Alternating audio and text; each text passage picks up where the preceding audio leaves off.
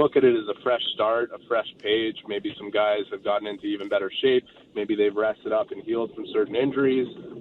Not even a maybe situation. Chances are both those things are true. And, I can't help but think there's another factor here that becomes really interesting for all the teams involved, which is that they're not going to be traveling.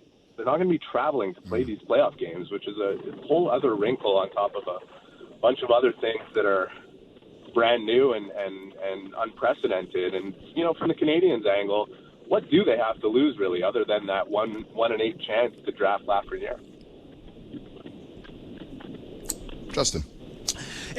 Eric, looking at these, this Montreal lineup going ahead, the big question to me is, for them to have a real chance, they need their good players to be great, and that means having Max Domi. Is there any word on what's going to happen with Domi? Will he be participating in hockey when it comes back? Yeah, I wish I had the answer, but I don't think we'll find out until he submits to his medical exam prior to training camp. And ultimately, we know that decision is not necessarily going to rest in Max's hands. Look, we know as a type 1 diabetic that he's at further risk if he were to contract coronavirus. But we also know that if you were looking for the poster child of who manages their diabetes well, it would be Max Domi. I mean, this guy, it's unbelievable to what end he manages what he puts in his body, to his sleep, to the fact that he's got a dog that is trained to sniff out whether or not his blood sugar is low. It's, this guy is a supremely conditioned athlete, and I'm sure he's hoping that he can play, but, ultimately we're going to have to wait and see what the doctors say. Berkey.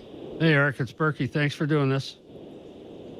Oh, it's a pleasure, Berkey. How are you? I'm good, thank you. So you can't fault Bergie. At the deadline, he moves a couple guys who might have been key playoff performers for this team now and leave them a little bit thin maybe.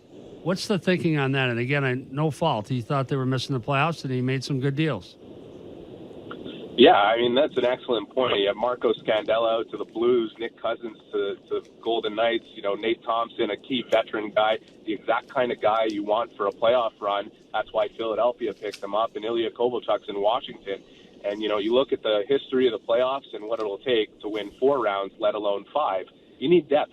So health is going to be a key factor. To go into the initial round, I think the Canadiens have decent pieces, good pieces. Obviously, the sum of the parts has to be greater than. But, the structure that Claude Julien coaches with, the speed with the team is able to play at, that should carry them initially at least to be competitive enough with the Penguins. We'll see if it's enough for them to win. And moving forward, that issue becomes a much larger one.